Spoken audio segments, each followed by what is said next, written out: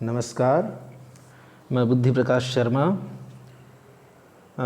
कक्षा 10 की संस्कृत की पाठ्य पुस्तक सेमुषी भाग द्वितीय के प्रथम पाठ सूचि पर्यावरणम के इस चतुर्थ तथा अंतिम सत्र में आप सभी का स्वागत करता हूं। आज हम इस पाठ के प्रश्नोत्तर तथा व्याकरण विभाग को देखेंगे। उसकी प्रारंभिक जो जानकारी है उससे अवगत होंगे। तो चलिए सबसे पहले चलते हैं प्रथम प्रश्न की ओर, जो कि है एक पदेन उत्तरम लिखत, यानी एक शब्द में एक पद में हमें उत्तर देना है। अत्र जीवितम कीदृशम जातम। तो इसमें देखिए कीदृशम जो शब्द है वह अलग ही रंग में है, तो वही हमारा मुख्य प्रश्न का आधार है। कीदृशम का अर्थ होता है कैसा। अत्र जीवितम कीदृशम जातम, यहाँ जीवन कैसा है, यहाँ मतलब महानगरों में। तो इस कैसे का उत्तर हमें देना है, तो उसका उत्तर होगा दुर्वहम, यानी कष्टकारी, दुखदाई। तो दुर्वहम इसका एक शब्द में उत्तर हो गया। ऐसे ही अगला प्रश्न है अनिशम महानगर मध्य किम प्रचलति। दिन रात शहरों में महानगरों में क्या चलता है। किम जो शब्द है यह हमारा मूल प्रश्नवाचक शब्द है। इसका उत्तर होगा एक शब्द में कालायस चक्रम। कालायस तो वैसे लोहे को कहते हैं, यानी लोहे का चक्र, एक तरह से कहें तो मशीन। कुत्सित वस्तु मिश्रितम किम अस्ति, यानी बुरी वस्तुओं से मिला हुआ क्या है। इस क्या का उत्तर होगा भक्ष्यम, यानी भोजन। अहम कस्मै जीवनम कामये, मैं किसके लिए जीवन की कामना करता हूँ। कस्मै यानी किसके लिए, तो इसका एक शब्द में उत्तर होगा मानवाय, मानव के लिए या मानव जाति के लिए। केशाम माला रमणीया, किनकी माला रमणीय यानी सुंदर है। तो इसका एक पद में उत्तर होगा हरित तरुणाम ललित लतानाम। देखिए यहाँ आपको लग रहा होगा कि दो शब्द हैं, लेकिन पद की यही विशेषता होती है कि एक शब्द से बढ़कर होता है पद, यानी वह शब्द समूह हो भी सकता है और नहीं भी हो सकता, लेकिन उसमें जो पूछा गया है उसका पूरा पूरा उत्तर आ जाता है, इसलिए हम उसे पद कहते हैं। वाक्य से छोटा किंतु शब्द से बड़ा, यह होता है पद। अब आगे अगला जो प्रश्न है हमारा दूसरा, अधोलिखितानां प्रश्नानां उत्तराणि संस्कृत भाषया लिखत। नीचे लिखे हुए प्रश्नों के उत्तर संस्कृत भाषा में लिखिए। इसमें हमें पूर्ण वाक्य में उत्तर देना होगा। प्रश्न है कवि किमर्थम प्रकृतेः शरणम इच्छति। कवि किस लिए, किमर्थम का अर्थ है किस लिए, प्रकृतेः शरणम इच्छति। इस तरह के प्रश्नवाचक शब्दों के अर्थ यदि हमें आएँ, वे शब्दार्थ कुछ 8-10 ऐसे शब्द होते हैं जो एक साधारण वाक्य को प्रश्नवाचक वाक्य बना सकते हैं। जैसे कस्मै, किम, किमर्थम, कदा, कुत्र, कीदृशम। इस तरह के जो प्रश्नवाचक जो शब्द होते हैं उनके अर्थ हमें अवश्य याद कर लेने चाहिए। उससे हमें प्रश्न को समझने में और उसका उत्तर देने में सहायता मिलती है, और परीक्षा कक्ष में इससे समय की भी बचत होती है।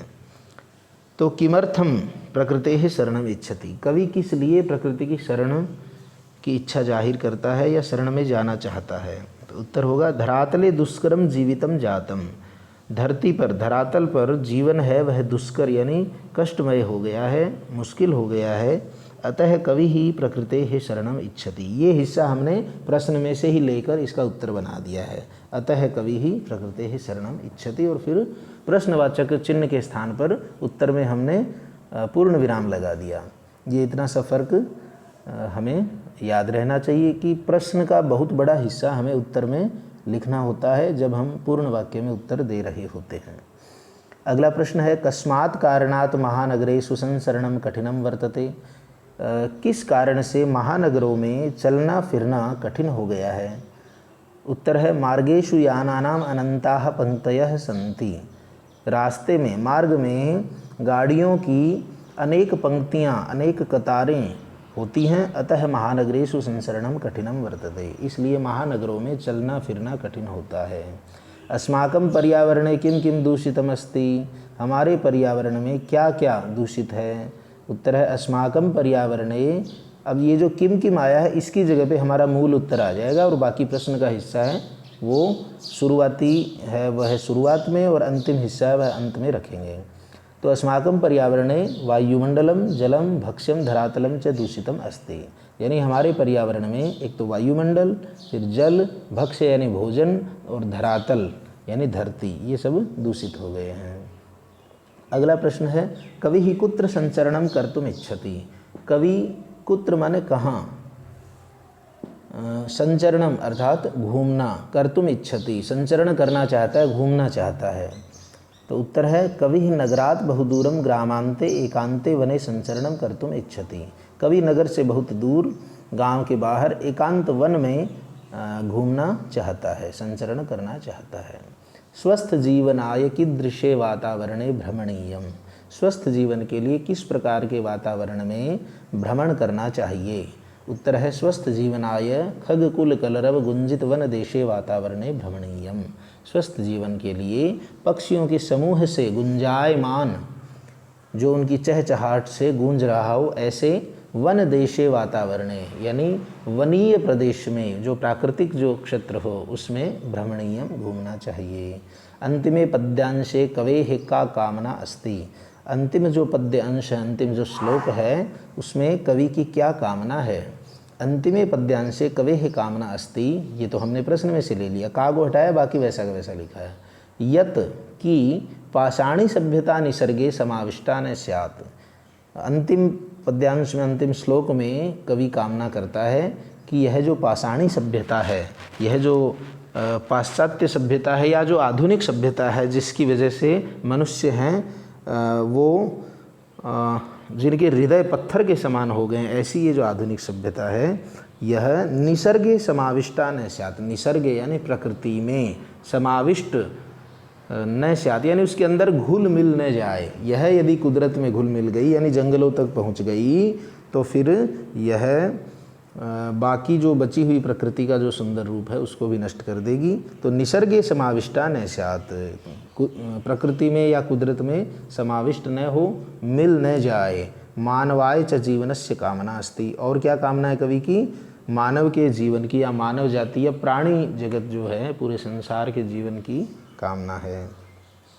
तीसरा प्रश्न हमें संधि अथवा संधि विच्छेद करने के लिए कहता है कि जो संधि विच्छेद किए हुए पद हैं उनकी तो आप संधि कीजिए, और जो संधि किए हुए पद हैं उनका संधि विच्छेद करना है।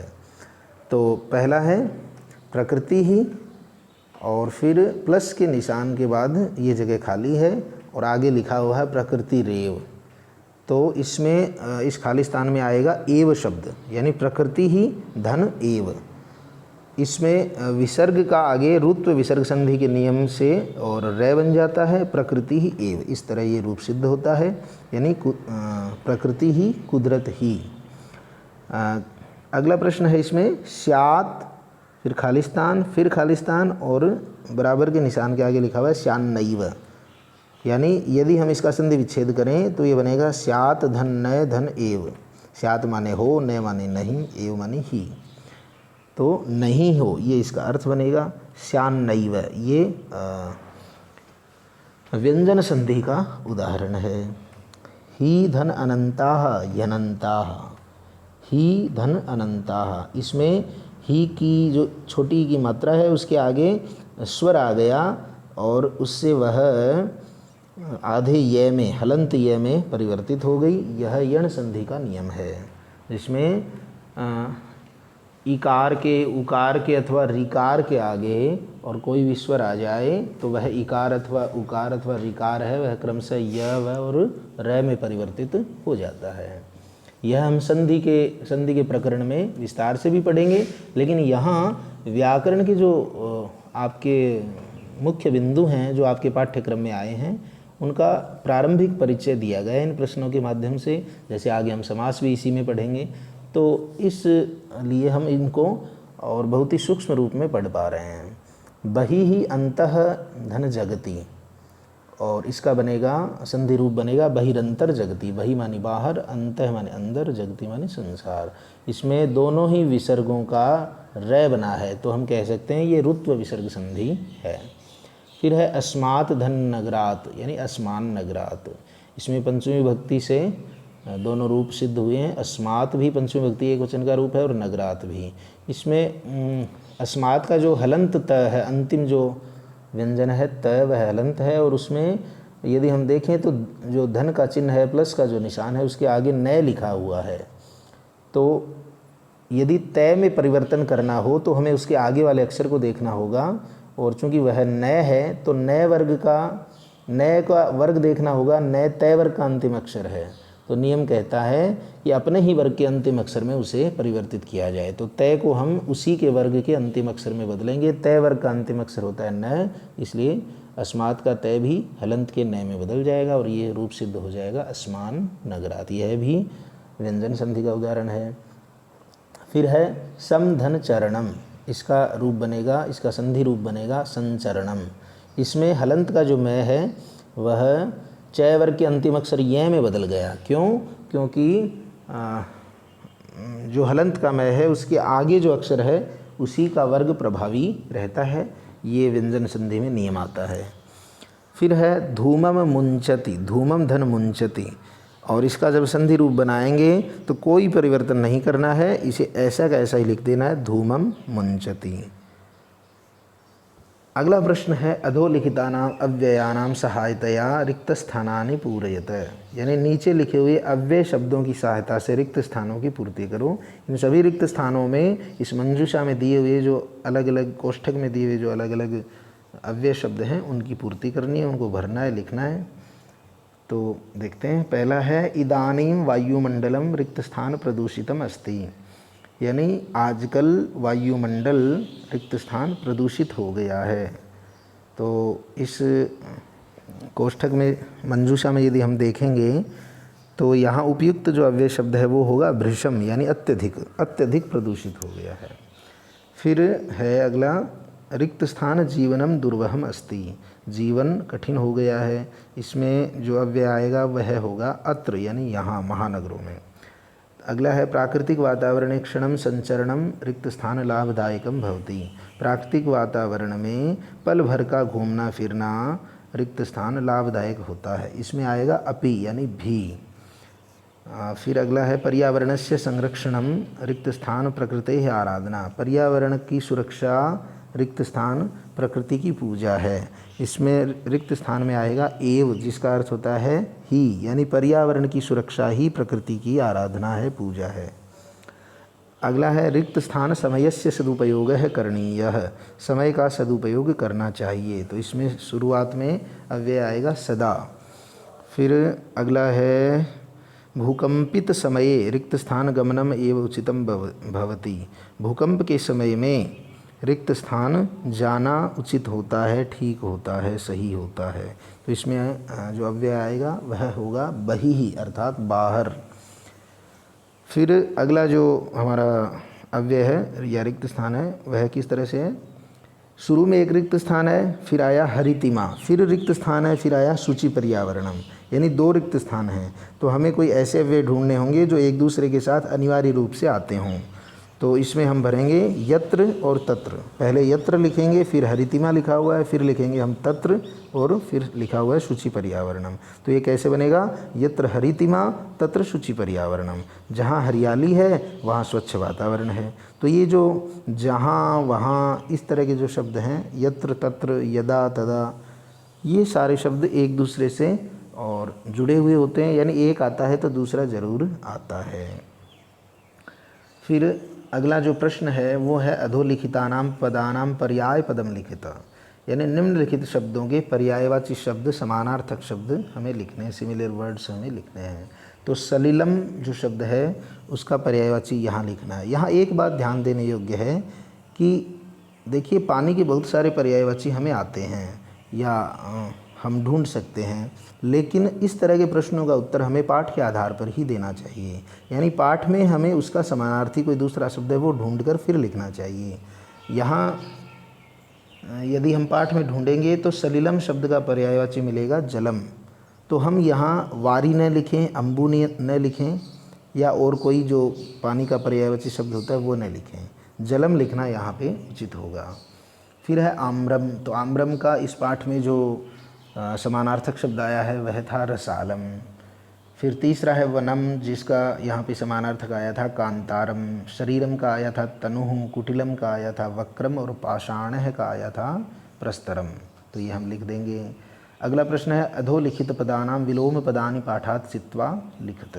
निम्नलिखित शब्दों के या पदों के विलोम पद पाठात् चित्वा, पाठ से चुनकर या छांटकर लिखिए। तो पाठ में जो दिए हुए हैं उन्हीं के हिसाब से हमें लिखना होगा।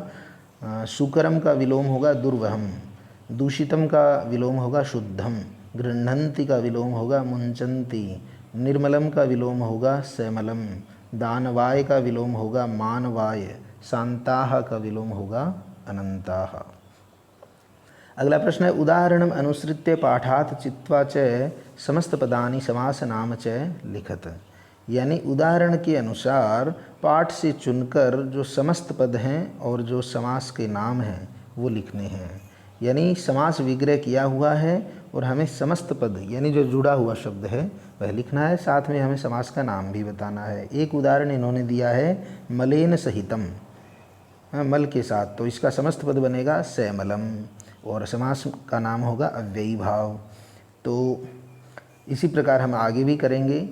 हरिताः च ये तरवः, हरे हैं जो पेड़, तेषाम उनको, तो समस्त पद बनेगा हरित तरुणाम और समास का नाम होगा कर्मधारय।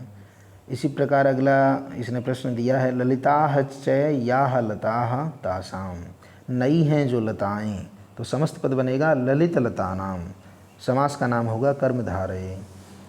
अगला विग्रह है नवा मालिका यानी नई बेल, समस्त पद होगा नवमालिका, समास का नाम होगा कर्मधारय।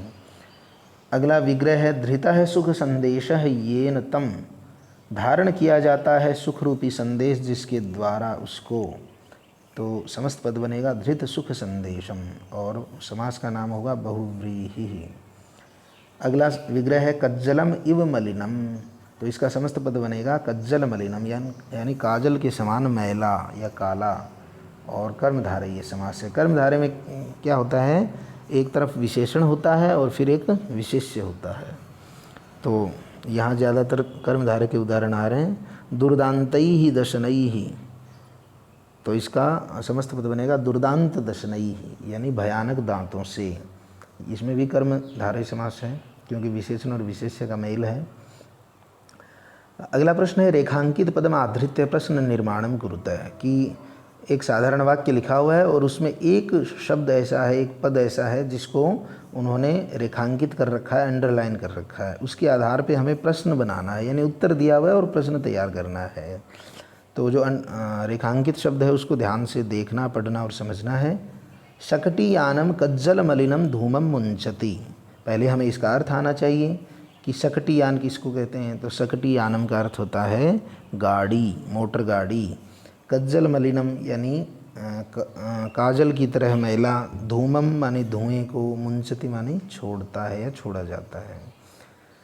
तो शकटीयानम यानी मोटर गाड़ी, फिर रिक्त स्थान मान लें उस रेखांकित पद को, और धूमम यानी धुआं, मुंचति माने छोड़ती है। मोटर गाड़ी रिक्त स्थान धुआं छोड़ती है। अब उत्तर हमें पता है कि काजल जैसा काला, तो इस काजल जैसा काला शब्द इसको हटाकर यदि हिंदी में इसका प्रश्न बनाएं तो क्या बनेगा कि गाड़ी कैसा धुआं छोड़ती है। अब इस कैसा की संस्कृत हमें आनी चाहिए, तो संस्कृत इसकी होगी कीदृशम। तो शकटीयानम कीदृशम धूमम मुंचति, यानी मोटर गाड़ी कैसा धुआं छोड़ती है। ये हमारा प्रश्न बन गया। अब जब हम प्रश्न बनाएं तो इसके अंतिम भाग में हम प्रश्नवाचक चिन्ह लगाना न भूलें, क्योंकि CBSE के दिशा निर्देशों में, गाइडलाइंस में ऐसा लिखा भी गया है कि इस तरह के प्रश्नों में आधा नंबर है वो प्रश्नवाचक चिन्ह का होता है और आधा नंबर है वो उस सही शब्द का होता है जो आपको उस रेखांकित पद की जगह पे लिखना होता है। तो प्रश्नवाचक चिन्ह लगाना नहीं भूलें। अगला जो प्रश्न है वो है उद्याने पक्षिणाम कलरवम चेतः प्रसादयति। उद्यान यानी बाग में, बगीचे में, उद्यान में, पक्षिणाम कलरवम यानी पक्षियों का जो कलरव है, उनकी जो चहचहाट है, उनका जो शोरगुल है। चेतः यानी मन को, प्रसादयति प्रसन्न कर देता है, खुश कर देता है, आह्लादित कर देता है। इसमें पक्षी नाम शब्द है वह रेखांकित है, अंडरलाइन है। तो इससे यदि हम बनाएं तो ये किस तरह से बनेगा? उद्याने केशाम कलरवम चेतः प्रसादयति, कि उद्यान में किन का कलरव, किन की चहचहाट, किन का शोरगुल मन को प्रसन्न कर देता है। अगला प्रश्न है, पाषाणी सभ्यतायाम लता तरुगुल्माः प्रस्तरतले पिष्टाः सन्ति। पाषाणी सभ्यता से लता तरुगुल्माः यानी पाषाणी जो सभ्यता है उसमें जो लताएं हैं, जो पेड़ हैं, जो झाड़ियां हैं, वो पत्थर के नीचे पिस जाती हैं। अब लता तरुगुल्मा को इसने रेखांकित कर रखा है, तो हम कह सकते हैं कौन पिस जाती हैं। तो इस कौन जो कि बहुवचन में पूछा गया है, इसका हम, और चूँकि सारे इसमें जो अंतिम पद है गुल्म, उसके आधार पे हम इसको बहुवचन का बना देंगे। तो पाषाणी सभ्यतायाम काह प्रस्तरतले पिष्टाः सन्ति। काह शब्द है वो यहाँ कौन का बहुवचन बना रहा है। अंत में हम प्रश्नवाचक चिन्ह लगा देंगे। महानगरेषु वाहनानाम अनंताः पंक्तयः धावन्ति। महानगरों में वाहनों की अनंत पंक्तियाँ दौड़ती हैं, यानी बहुत सारी कतारें दौड़ रही होती हैं, बहुत सारी गाड़ियाँ दौड़ रही होती हैं। इसमें महानगरेषु शब्द को और रेखांकित किया गया है। तो हमेशा इसका एक सूत्र ध्यान रखिए कि जब भी किसी स्थानवाचक शब्द को रेखांकित किया जाए और उसकी जगह आपको कोई प्रश्नवाचक शब्द लिखना हो, तो आप बिना किसी संकोच के वहाँ एकमात्र शब्द होता है कुत्र, वह लिख सकते हैं स्थानवाचक के लिए। ये ध्यान रखें, स्थानवाचक के लिए हमेशा कुत्र आता है। तो आप लिखेंगे कुत्र वाहनानाम अनंताः पंक्तयः धावन्ति, कि कहाँ पे वाहनों की अनेक पंक्तियाँ दौड़ रही होती हैं। अगला प्रश्न है, प्रकृत्याः सन्निधौ वास्तविकं सुखम विद्यते। प्रकृति की सन्निधि में यानी कुदरत की गोद में वास्तविक सुख विद्यमान होता है। इसमें प्रकृत्याः शब्द को इन्होंने रेखांकित किया है। प्रकृत्याः का अर्थ होता है कुदरत की। तो हम इस कुदरत की शब्द को हटाकर यदि प्रश्न बनाना चाहें तो हिंदी में बनेगा किसकी। और इस किसकी शब्द को, चूँकि प्रकृति शब्द स्त्रीलिंग है, तो षष्ठी विभक्ति एकवचन का रूप बनाएंगे हम कस्याः। कस्याः सन्निधौ वास्तविकं सुखम विद्यते, किसकी गोद में वास्तविक सुख विद्यमान है। ये तो हमारे थे मूल प्रश्न उत्तर इत्यादि। अब देखते हैं हम इसमें एक ऐसा व्याकरणिक बिंदु जो कि हिंदी में भी हमारे काम आता है, और हमें 10वीं की हिंदी में जब पद परिचय लिखना होता है जो कि 4 नंबर का आता है, उसमें हमें इस तरह का बिंदु यदि ध्यान हो तो हमारा और काम आसान हो जाता है। इसमें कुछ ऐसे शब्द आए हैं जो संस्कृत से हिंदी में आते आते बदल गए हैं। तो संस्कृत के वे शब्द जो हिंदी में बिना किसी परिवर्तन के स्वीकार कर लिए गए हैं, वे होते हैं तत्सम शब्द। तत् माने वह, सम माने समान। वह शब्द जो संस्कृत के समान है, और जब वह बदल कर आता है तो उसका रूप होता है तद्भव, यानी तद्भव, वह हो गया है, वह बदल चुका है। तो ये देखिए कुछ 7-8 शब्द हैं, उन्हें हम देख लेते हैं, उसके बाद हमारा ये सत्र आज पूर्ण हो जाएगा। प्रस्तर, प्रस्तर को हमने हिंदी में आते आते बदल के कहना शुरू कर दिया पत्थर। फिर है दुर्वह, जो हिंदी में बन गया दूभर, यानी तद्भव हो गया। कज्जल का तद्भव हो गया काजल। धूमह का हो गया धुआं, और बही का हो गया बाहर। वाष्प का हो गया भाप। वक्र का हो गया बांका। चाकचिक्य का हो गया चकाचक या चकाचौंध, और शतम का हो गया सो। अब ये अंतिम पंक्ति है इसकी कि छंदः परिचय है। इस पाठ में जो हमने पद्य पढ़ा, जो कविता पढ़ी, जो गीत पढ़ा, उसमें छंद कौन सा था? तो ये इसमें लिखा है कि अस्मिन् गीते शुचि पर्यावरणम इति ध्रुवकम स्थायी वर्तते। यानी इस पूरे गीत में जो पहली पंक्ति के जो 2 शब्द थे शुचि पर्यावरणम, यह तो है इसका ध्रुवक यानी स्थायी। स्थायी क्या होता है? गीत का वह हिस्सा जो हर अंतरे के बाद, हर कड़ी के बाद एक बार कम से कम जरूर बोला जाता है, तो वह स्थायी होता है। उसे संस्कृत में ध्रुवक भी कहते हैं। तो शुचि पर्यावरणम, ये 2 शब्द इस गीत के स्थायी हैं। तद अतिरिक्तम, उसके अतिरिक्त सर्वत्र प्रति पंक्ति 26 मात्राः सन्ति। इसके अलावा इस गीत की हर एक पंक्ति में 26 मात्राएं हैं। ये आप गिनकर भी देख सकते हैं। इदम गीतिका छंदसः रूपमस्ति। इस प्रकार की जो 26 मात्रा वाला छंद होता है वह गीतिका छंद होता है। तो यह था हमारे इस चतुर्थ तथा अंतिम सत्र का व्याख्यान। और इसके अलावा इस पाठ में योग्यता विस्तार में जो समास वाले बिंदु दिए हुए हैं उनके लिए हम अलग से समास के भाग में व्याकरण का जो चैप्टर आएगा, व्याकरण का जो पाठ आएगा, उसमें समास वाला जो बिंदु है वो अलग से पढ़ेंगे। तो आज के सत्र के लिए आप सभी को नमस्कार, धन्यवाद।